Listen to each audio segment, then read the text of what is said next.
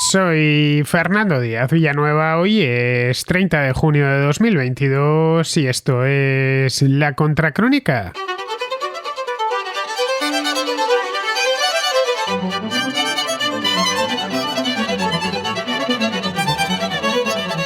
Turquía llegó ayer, nada más comenzar la cumbre de la OTAN en Madrid, a un acuerdo con Finlandia y Suecia para que ambas puedan ingresar en la alianza, que exige unanimidad para el acceso de nuevos miembros. Según una copia del acuerdo a tres partes que se filtró en la prensa, Finlandia y Suecia acordaron atender las solicitudes pendientes de extradición a Turquía y junto a eso, los dos países nórdicos se comprometieron a no prestar apoyo alguno al Partido de los Trabajadores del Kurdistán, el PKK, que ha sido designado como organización terrorista tanto por Turquía como por Estados Unidos y la Unión Europea. Tampoco van a prestar apoyo al movimiento gulenista, que el presidente turco Recep Tayyip Erdogan culpa de muchos de sus problemas internos. Por último, los gobiernos de Suecia y Finlandia aseguraron al de Turquía que en ningún caso apoyarán a las unidades de defensa del pueblo kurdo, el YPG, en Siria. Suecia, por su parte, aceptó poner fin a un embargo de armas contra Turquía que se remonta a su incursión en Siria hace ya unos años. El acuerdo es un simple borrador por ahora, en espera de que una negociación más prolongada baje al detalle, pero lo principal ya está hecho. Para la OTAN es un triunfo por todo lo alto. Ha conseguido en tiempo récord, apenas un par de meses, incorporar nuevos miembros que eran muy deseados desde hace tiempo. No es que vayan a entrar inmediatamente, pero lo harán con bastante rapidez. Se calcula que entre 6 meses y un año.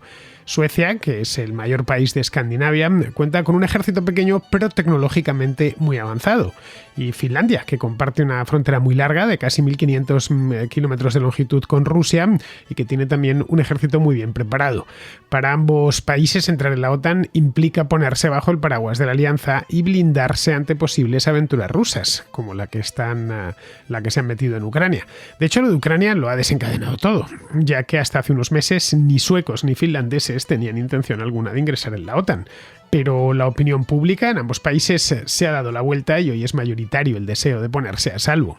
Para Turquía también es una buena noticia, especialmente para su presidente, para Erdogan, que se apunta a un valioso tanto diplomático y arranca concesiones a sus aliados occidentales, que sin haber mediado en este asunto difícilmente las hubiese conseguido. Todo lo que les ha arrancado a suecos y finlandeses no lo hubiese conseguido de no haberse producido la invasión de Ucrania.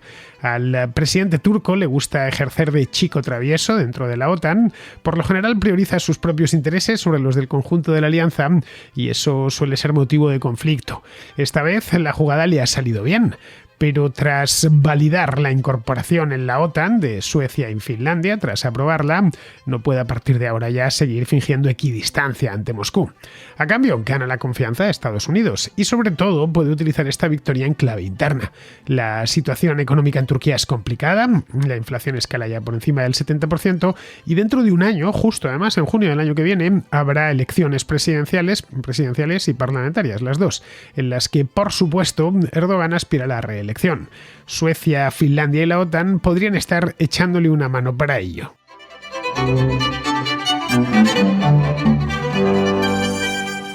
Cada vez que hay un problema dentro de la OTAN, y sucede de vez en cuando, últimamente mucho, porque de un año a esta parte los temas militares y de defensa han cobrado especial relevancia, como bien sabemos. Pues bien, cada vez que hay un problema dentro de la OTAN que afecta de algún modo a Turquía o en el que Turquía está involucrada de alguna manera, siempre surgen voces dentro de la OTAN advirtiendo que Turquía es un socio poco de fiar y que debería ser expulsado de la alianza cuanto antes porque trae muchos más problemas de los beneficios que aporta. Bien, ocurrió esta misma primavera cuando en una operación a tres bandas la Fuerza Aérea Turca intensificó sus incursiones y sobrevuelos en las islas griegas, en el mar Egeo. Se negó luego, ya en el mes, esto fue en el mes de marzo, cuando se aprobaron a sancionar a Rusia por la invasión de Ucrania y luego puso ya en mayo obstáculos en la expansión de la OTAN por el norte, es decir, Finlandia y Suecia.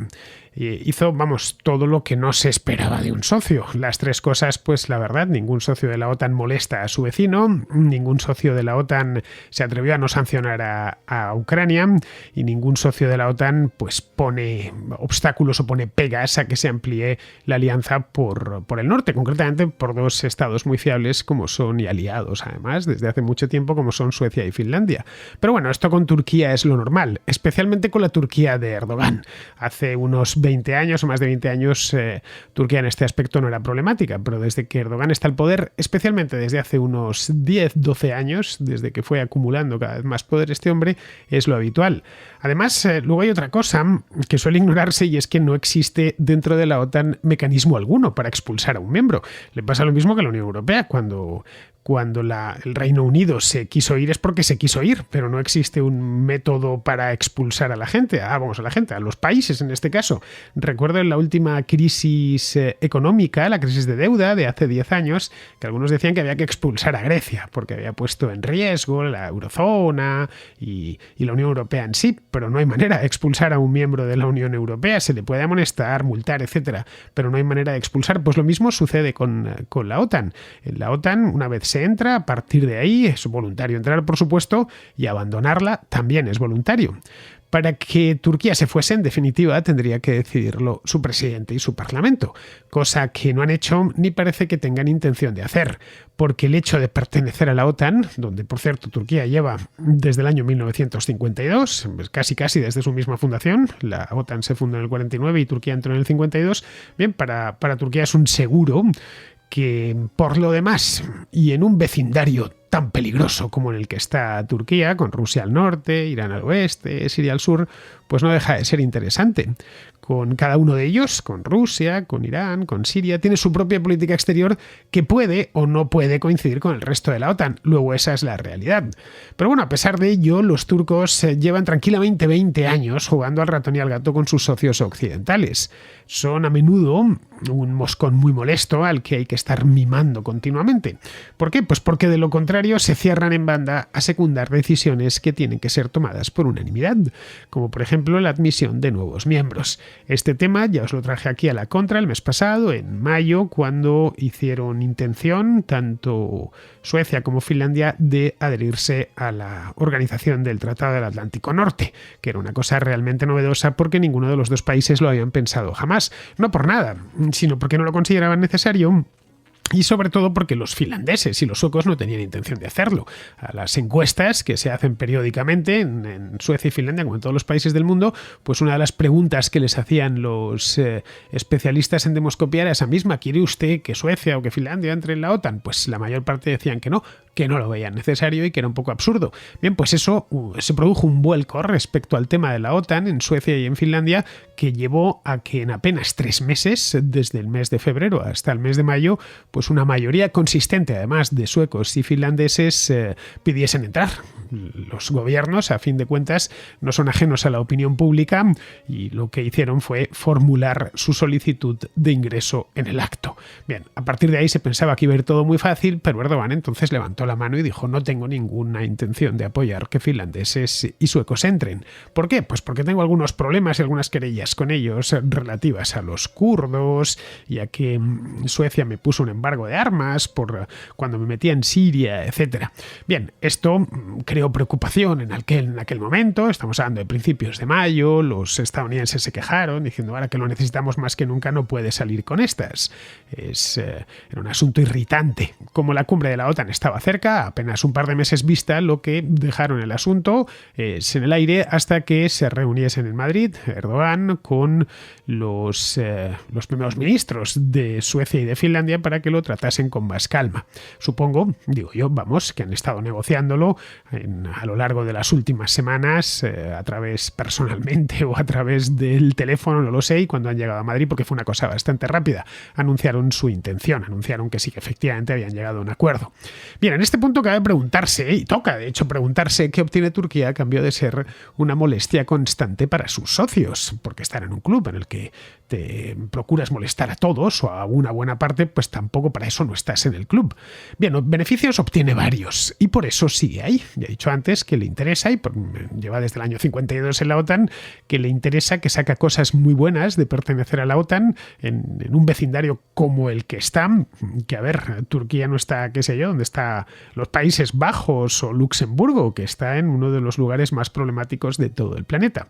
Bien, aparte de ese beneficio general, que es obvio y que provocó que en el año 1952 un gobierno turco ya muy lejano decidiese entrar en la OTAN, actualmente sigue obteniendo ventajas por estar ahí.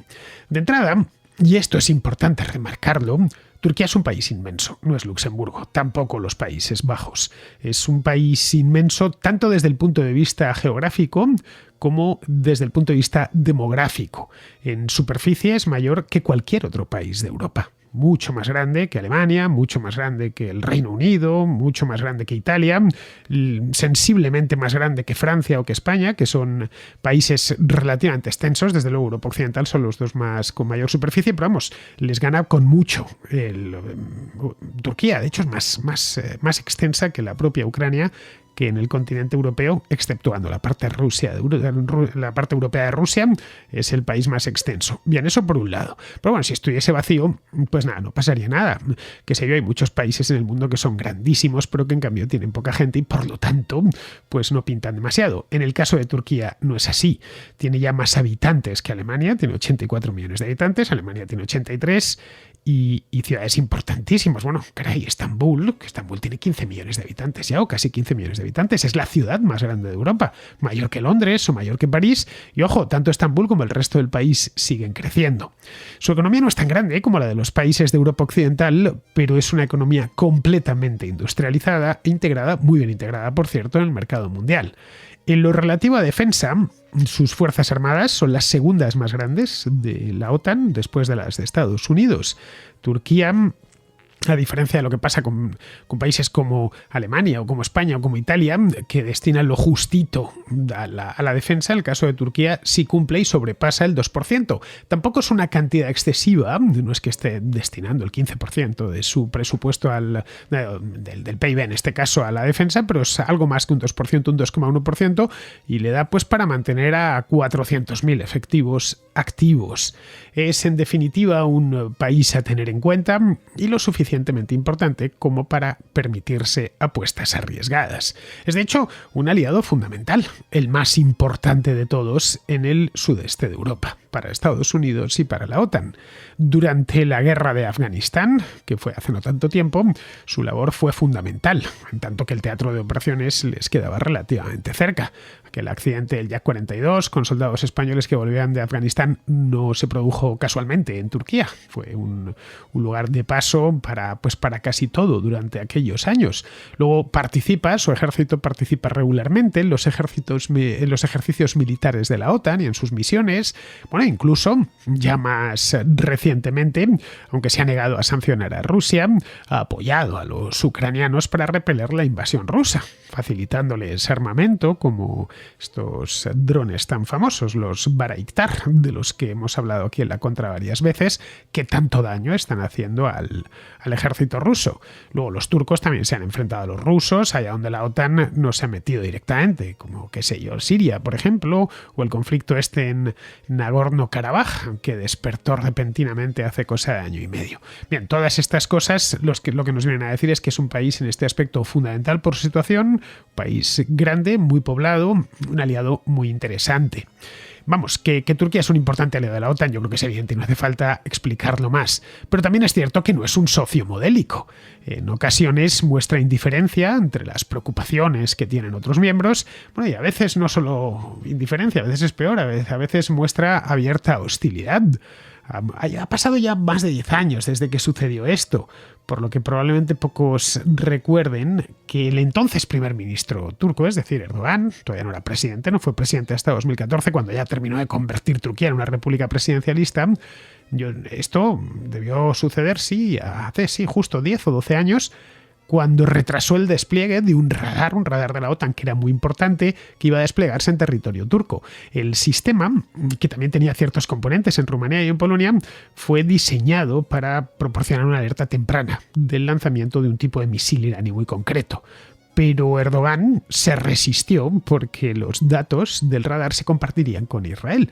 Bien, esto hizo intervenir personalmente a Obama, que apaciguó a Erdogan y le prometió que la información del sistema solo se compartiría indirectamente con los israelíes. Aquello fue una pequeña crisis, ni comparación con la actual, pero nos permite hacernos una idea que desde hace ya bastantes años con Turquía tienen que andar el resto de socios de la OTAN con pies de plomo.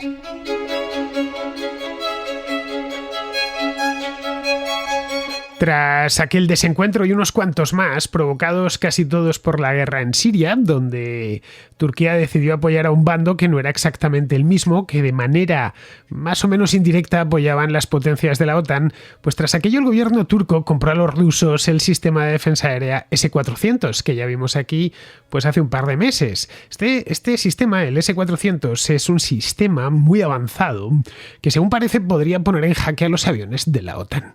A modo de castigo, Estados Unidos se negó a venderles cazas F-35, que son estos cazas tan modernos y tan caros que han costado tanto desarrollar, y no les congeló el programa de venta, ya que si Turquía poseía tanto el S-400 como los F-35, que por cierto ya los había pedido, los rusos podrían obtener información de inteligencia sobre las capacidades precisas del avión a través del sistema S-400. No me preguntéis cómo lo harían, pero vamos, al parecer podrían ser capaces de hacerlo, y eso era un riesgo innecesario, teniendo en cuenta que el F-35 es la gran apuesta de Estados Unidos y de la OTAN en sí, la gran apuesta aérea para los próximos 40 o 50 años. Así que Turquía tenía que elegir o los F-35 o el S-400. Las dos cosas no podían ser. Esto sucedió en 2019 exactamente. Al año siguiente, en 2020 y al año de la pandemia, la Armada turca amenazó a unos buques de guerra griegos en el Mediterráneo Oriental. Esto fue en agosto de 2020. De esto hice programa, por lo que recuerdo. Esto fue finales de agosto, que hubo una tensión en el Egeo tremenda. No se sabía muy bien a qué estaba jugando Turquía en aquel momento. Era una cosa desconcertante. Les amenazó mientras vigilaban estos barcos las labores de prospección de gas en aguas internacionales entre Chipre y Creta. Luego, más recientemente, se han incrementado las incursiones de los aviones turcos en el espacio aéreo griego, en la zona del Egeo. Pero bueno, esto en Turquía, molestar a Grecia es siempre bien recibido por buena parte de la opinión pública. Es algo así como el eterno rival. En Grecia pasa lo mismo, pero con Turquía.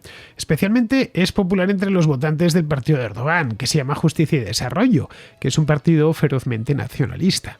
Los griegos en aquel momento se quejaron a Bruselas y la cosa se quedó ahí, no fue más lejos. El último desencuentro ha sido el veto para que Suecia y Finlandia ingresen en la OTAN, algo que, gracias a Dios, pues se acaba de resolver en la cumbre de Madrid. Convertirse en el miembro menos querido y más problemático de un club, el club que sea, no parece así de primeras, no parece ser una buena estrategia, a no ser, claro, que lo que busques precisamente sea eso, es decir, marcar distancias y que sean pero que muy visibles para que vean todos que eres independiente y que haces un poco lo que quieres, lo que te viene en gana. Y eso, claro, pues obliga al resto de los socios a aplacarte constantemente y hacerte concesiones. Recordemos, como os decía al principio, que la OTAN es un club peculiar, en el que entrar es algo complicado, necesitas que todos estén de acuerdo, pero una vez dentro, una vez te han dado la acción, ya para estar, no te pueden echar. A cuento de lo de Finlandia y Suecia, esto fue el otro día, el secretario general de la OTAN, que es el noruego Jens Stoltenberg, se puso rápidamente del lado de Turquía. Dijo que sus preocupaciones sobre el tema de los kurdos y demás eran perfectamente legítimas. Que lo que estaba Stoltenberg diciendo a suecos y finlandeses era que cediesen, que tampoco era tan importante. La realidad es que a Erdogan le importa bien poco si Suecia y Finlandia entran o no entran en la OTAN. Le da igual, tampoco son tan grandes, ¿no? Le pillan lejos, además. Turquía no es ni mucho menos fronteriza con ninguno de los dos. También le importa poco lo del PKK y lo de los exiliados kurdos en aquel país, que llevan allí mucho tiempo. En este tema Erdogan no negociaba con suecos y finlandeses. Ni siquiera estaba negociando con la OTAN en su conjunto. Estaba negociando con Estados Unidos, utilizando a Suecia y a Finlandia como prenda y el asunto de Ucrania como coartada.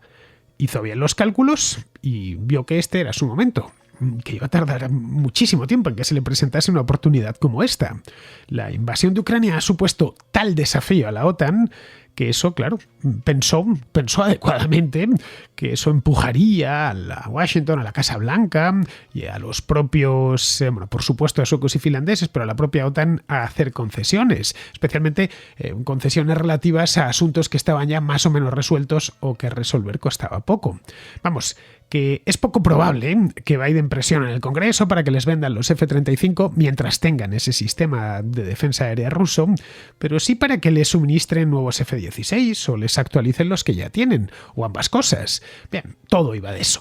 No hay que darle muchas más vueltas. Turquía lleva en la OTAN muchísimo tiempo, 70 años, y es muy dependiente del armamento proveniente de Estados Unidos, así que si les cortaban el suministro, lo notaban en el acto. Luego hay una vertiente interna en todo esto. La OTAN no es muy popular en Turquía, esa es la verdad. El turco de a pie desconfía de Occidente, no ya de la OTAN en general, de Occidente. Está convencido de que los occidentales les consideran un país de segunda y les desprecian por ser musulmanes y estar en la puerta a Oriente Medio, a pesar del esfuerzo que los propios turcos han realizado pues desde hace un siglo ya, desde tiempos de Atatürk, para occidentalizarse y modernizarse. Y la verdad es que Turquía es con diferencia el país musulmán más occidentalizado del mundo. Para entender un problema siempre es bueno ponerse en la piel del otro. Una mayor parte de turcos no cree, por ejemplo, que los miembros de la OTAN vayan a acudir en su defensa, en el caso de que el país fuese atacado. Esta es la realidad. Creen que están ahí un poco de convidados de piedra, pero que si realmente les atacasen, no les defenderían. No habría ni británicos, ni alemanes, ni por supuesto los estadounidenses gastarían una sola bala en Turquía. Buscarían un acuerdo de paz, sin importar si ese acuerdo de paz iba a ser mejor o peor para Turquía. Ojo, tienen razones de peso para pensar así, ¿eh? En Europa Occidental se ha apoyado siempre a la causa kurda.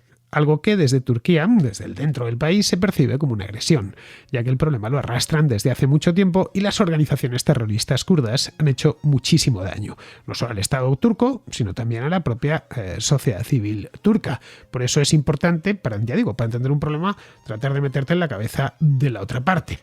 Visto así, esto de hacer sufrir a la OTAN, pues claro, ya no parece tan mala idea. Para Erdogan no lo ha sido, de hecho. Se ha demostrado esto de hacer sufrir a la OTAN como una estrategia ganadora.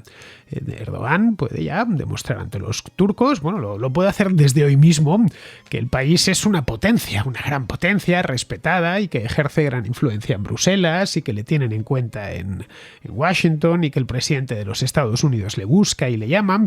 Ahí Donald Trump tuvo más vista, entendía bien el carácter de Erdogan, quizá porque tenían muchos parecidos entre uno y otro y trató de mantenerle siempre apaciguado y bien, le prestó mucha atención. En cambio, Biden no. Biden le ha ignorado desde el primer momento y eso le tenía a Erdogan un tanto ofuscado. Bien, todo esto a pesar de que a Erdogan le han salido todos los planes que ha puesto en marcha en Oriente Medio le han salido mal. Esa es la realidad, especialmente el de Siria. Para él, de cualquier manera, esto es un juego en el que siempre gana. Es un juego estupendo. Las travesuras le procuran beneficios, salgan bien o salgan mal. Si la OTAN se aviene a sus deseos, pues muestra a los turcos, y ojo, prensa afina a Erdogan y a su partido hay un montón en Turquía, especialmente la televisión, pues muestra a los turcos como él y solo él es capaz de semejante hazaña. Y aplauden, evidentemente.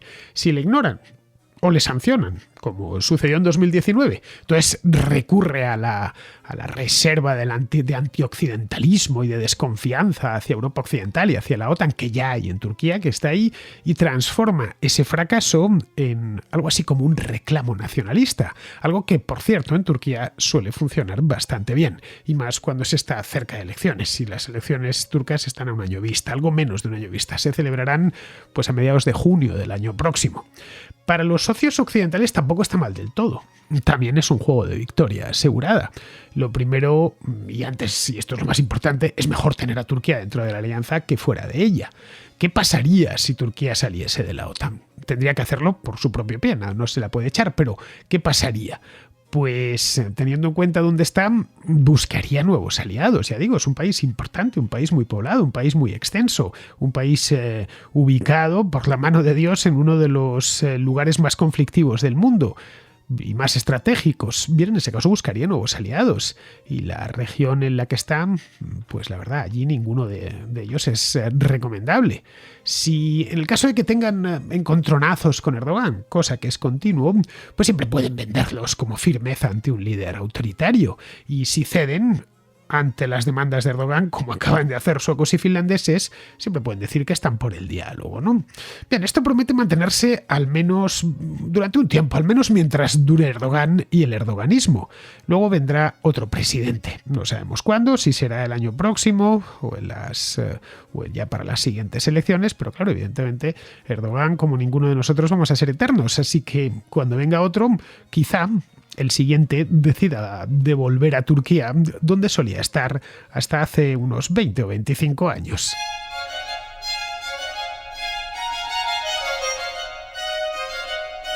Vamos con la contrarréplica. Empezamos con Adrián, un lucense, es decir, de Lugo, en Galicia, que vive en Bogotá y que nos cuenta lo siguiente sobre la victoria de Petro. Y he escuchado las dos contracrónicas postelectorales de Colombia, tanto la que has hecho tú solo como la realizada con Orquídea, y no me convence el enfoque del análisis que hacéis de estas elecciones, me explico. Bueno, Colombia es un país con una historia y unas características muy particulares, un país muy azotado por la violencia, ya lo sabes. Y creo, Fernando, que muchos colombianos que han votado al pacto histórico no lo han hecho ni por su ideología, ni por sus medidas sociales, no por sus planteamientos económicos, sino por la convicción de Gustavo Petro por la paz de Colombia, por su énfasis en profundizar en el acuerdo de paz que firmaron el Estado colombiano y las FARC allá por 2016. De hecho, Gustavo Petro lo primero que anunció en su discurso, nada más ser nombrado nuevo presidente, fue que el plato fuerte de su legislatura sería tratar de conducir a Colombia hacia la paz. Y ya no es que lo diga Petro, es que es la petición de muchísimos colombianos. Yo he tenido la suerte de poder viajar a diversas zonas del rural colombiano y allá por donde he ido me he encontrado un montón de gente que está harta del conflicto y que aseguraban que votarían al pacto histórico porque creen que es la mejor vía para acabar o al menos reducir la violencia. Que se pueden equivocar o no, pero ellos así lo creen. Mira, mismamente mi pareja es de un pueblo que está unas 4 horas al sur de Bogotá, en un departamento que se llama Meta, y ella durante su infancia tuvo que ver cómo perdía seres queridos por culpa del conflicto, y al igual que ella, pues millones de colombianos. Bien, pues desde el acuerdo de paz, tanto ella como sus vecinos pueden salir de escapada a los pueblos cercanos de la zona, a los ríos, a los montes y, bueno, en definitiva, disfrutar de la privilegiada naturaleza de su región del Meta y de Colombia, cuando hasta 2016 no podían por la presencia de guerrilla y paramilitares que había por la zona. Entonces la conclusión que llega esta gente es que el acuerdo de paz sí ha servido para algo, si bien obviamente continúa habiendo mucha violencia en Colombia, eso es innegable, y es normal que voten al partido que apuesta más decididamente por continuar e incluso profundizar en este acuerdo. Y yo, pues, que llevo casi año y medio viviendo allí, pues considero normal que haya tanta gente en Colombia preocupada por la paz de su país cuando es el país de Latinoamérica que registra más asesinatos a líderes sociales, cuando todavía hay zonas en las que impera la violencia, sobre todo en departamentos fronterizos con Venezuela, como Arauca o norte de Santander. Y a lo que voy, Fernando, es que es un país muy difícil de entender si no has crecido allí. Yo mismamente que llevo 16 meses intentando empaparme de su cultura, no me veo autorizado para opinar sobre muchas cosas del país, pero bueno, sí quería compartir mi experiencia charlando con colombianos, sobre todo con gente del rural, que han vivido una estampa muy diferente al colombiano de Bogotá. El tema de Petro y la violencia lo comenté en el primero de los programas que hice la semana pasada sobre las elecciones de Colombia. A ver, lo que propone Petro al respecto es negociar con los guerrilleros del ELN. Pero claro, no ha dejado de una manera clara lo que les va a ofrecer a cambio. El ELN recuerda que podría haberse sumado al acuerdo de 2016, pero no quisieron hacerlo porque eso implicaba que tendrían que abandonar su principal ocupación, que hoy es el tráfico de drogas. Si dejaban las armas y se reintegraban en la sociedad colombiana, ya no podrían dedicarse a eso. Mira, el problema de la violencia en Colombia está intrínsecamente unido al narcotráfico. Colombia sigue siendo uno de los principales productores de cocaína del mundo y además los cárteles colombianos, que ya no son del tamaño de los de Medellín o de Cali, pero siguen siendo importantes, controlan la producción en otros países como Perú, que hoy es el mayor productor de hoja de coca del mundo.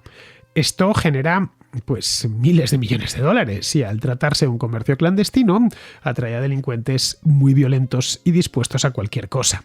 La violencia en Colombia hace mucho que dejó de ser política y pasó a estar causada por el narcotráfico. Lo que propone Petro es sentarse con estos cárteles y decirles que dejen de matar y de traficar con cocaína.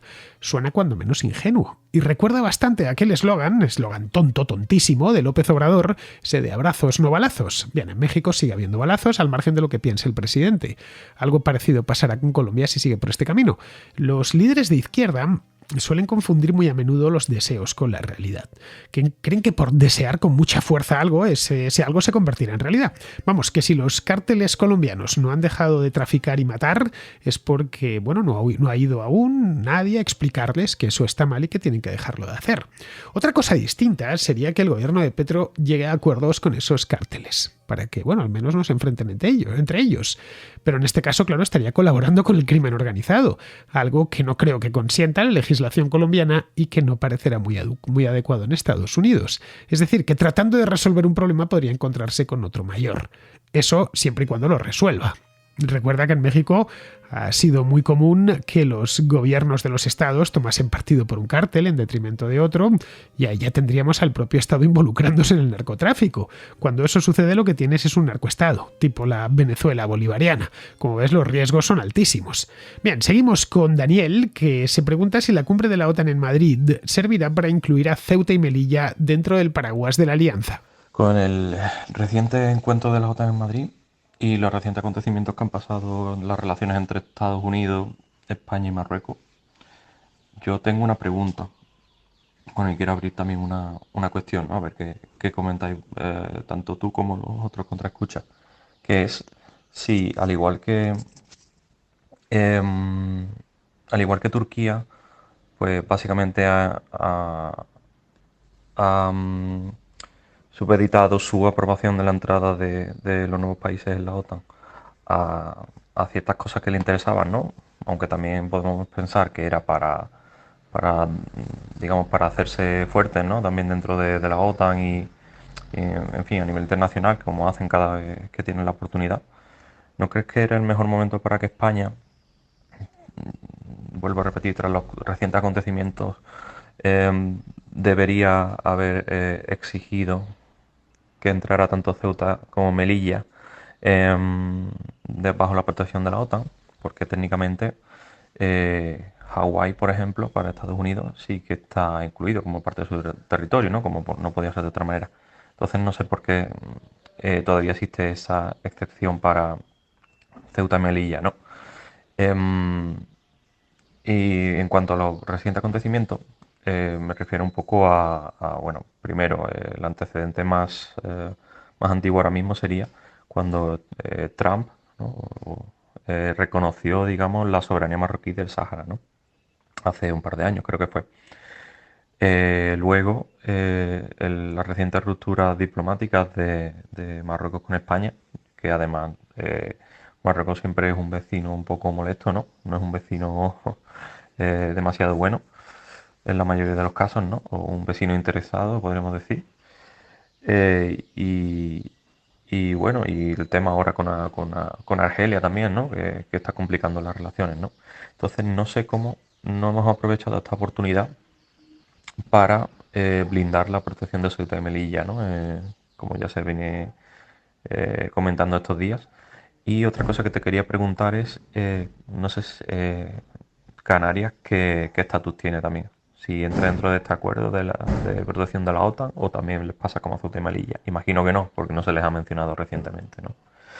Entonces yo no sé si, eh, ya te digo, deberíamos haber también en este momento creo que era el mejor momento para exigir esta cláusula, ¿no?, de protección de Ceuta y Melilla, ya que la verdad es que últimamente hemos sido bastante vilipendiados por Estados Unidos, ¿no?, como suele ser la norma normalmente, y creo que este era el mejor momento, ¿no?, porque creo que no sé si nos encontraremos en un momento similar en el que podamos tener esa posibilidad tan al alcance, ¿no? Pero me imagino que debido a que tenemos un gobierno no demasiado fuerte, pues entonces básicamente no quieren meterse en esas historias, ¿no? Pues, pues nada, espero conocer vuestras opiniones y muchas gracias. Esto Daniel lo ha explicado ya en alguna ocasión. Ceuta y Melilla no están incluidas en el paraguas de la OTAN porque están en África y no hay que darle más vueltas. En el artículo 6 del Tratado del Atlántico Norte se especifica qué partes están cubiertas y cuáles no. Bien, esto acabaría con todo lo que se anda diciendo por ahí en internet y redes sociales, ¿no? Con lo fácil que es ir al Tratado del Atlántico Norte, que además es muy corto y está traducido al español. Bien, el artículo dice así. Artículo 6, A efectos del artículo 5, que es el de la defensa mutua, se considerará ataque armado contra una o varias de las partes el que se produzca 2 puntos. Contra el territorio de cualquiera de las partes en Europa o en América del Norte. Contra los departamentos franceses en Argelia, esto se eliminó después de la pérdida de Argelia por parte de Francia. Contra el territorio de Turquía o contra las islas bajo la jurisdicción de cualquiera de las partes en la zona del Atlántico Norte al norte del Trópico de Cáncer. Luego, contra las fuerzas, buques o aeronaves de cualquiera de las partes que se hallen en estos territorios, así como en cualquier otra región de Europa en la que estuvieran estacionadas fuerzas de ocupación de alguna de las partes en la fecha de entrada en vigor del tratado, o que se encuentren en el mar Mediterráneo o en la región del Atlántico Norte al norte del Trópico de Cáncer. Punto. Este es el artículo 6. Como ves, no es muy largo y además es muy fácil de entender.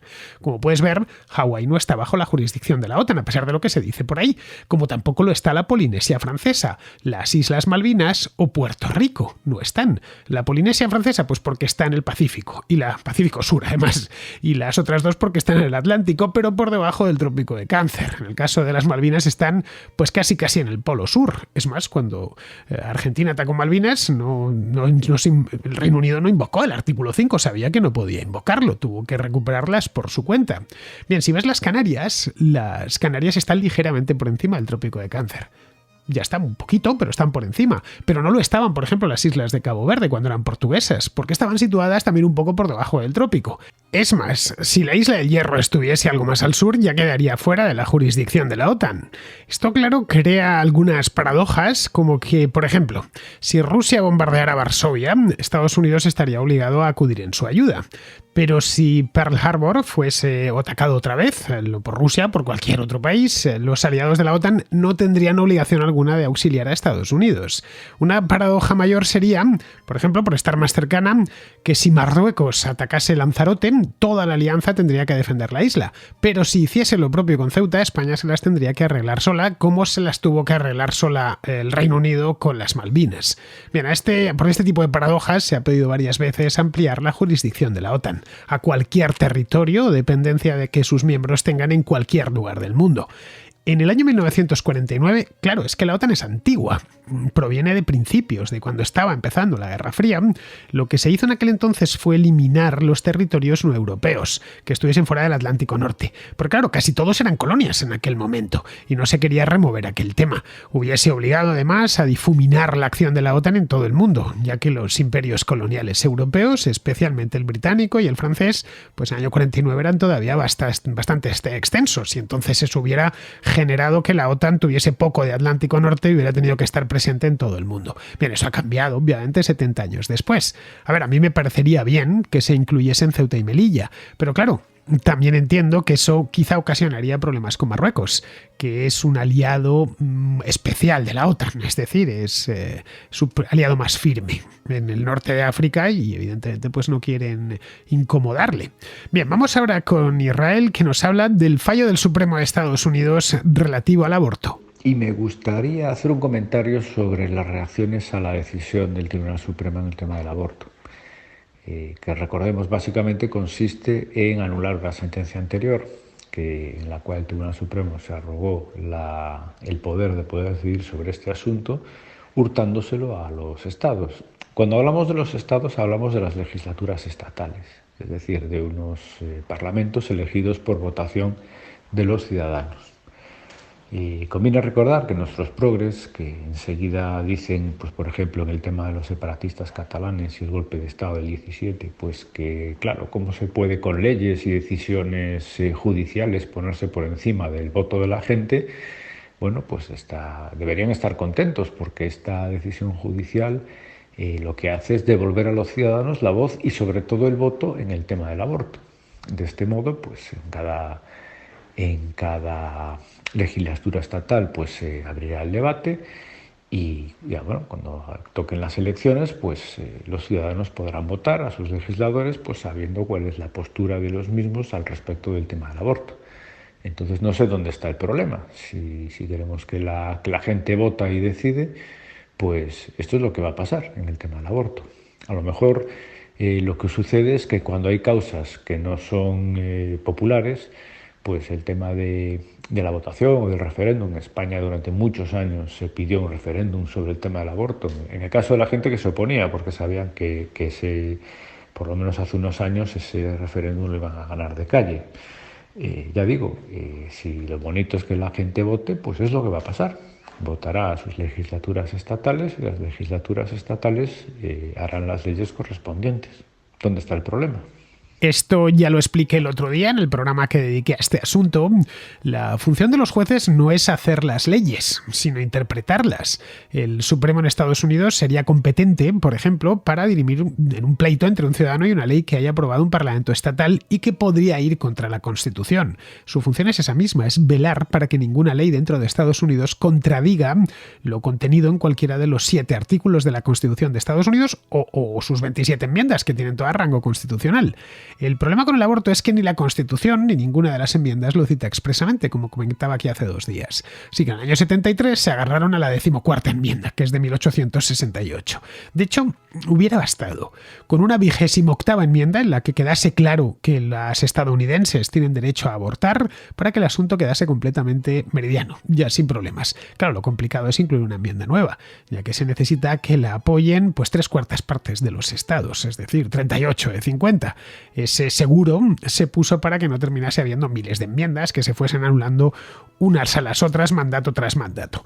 Bien, pues vamos a terminar. Vamos con Pizarro, que nos habla de la cumbre de la OTAN y la nueva Guerra Fría. De la Primera Guerra Fría sabemos que los muertos los ponen esencialmente países instrumentalizados, que son piezas sacrificables de una partida mayor. También sabemos que los ganadores no imponen nada y solo ganan tiempo. De momento no parece que se haya aprendido mucho de ella. Un cordial saludo de Pizarro. Y hasta aquí, queridos amigos, llega la contra de hoy. Hoy recordad que estamos a jueves 30 y mañana será viernes. Los viernes hay contrahistoria y mañana tenemos una contrahistoria especial porque vuelve Alberto Garín. Así que aquí os esperamos.